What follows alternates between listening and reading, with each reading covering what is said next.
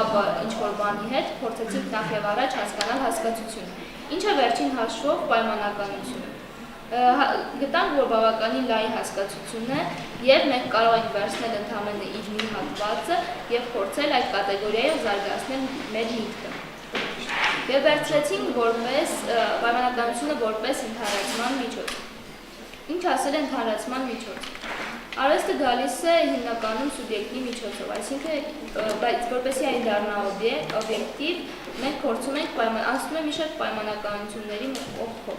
Այսինքն, այստեղ կարելի ասել, որ պայմանականությունը հանդիսանում է որոշակի ֆիլտր։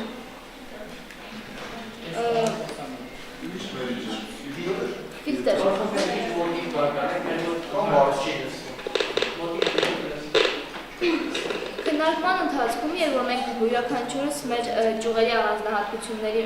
արվեստի ճյուղերի առանձնահատկությունների մասին ենք խոսում, գտանք, որ կա որոշակի կարմիր գիծ, որ հենց դասական արվեստի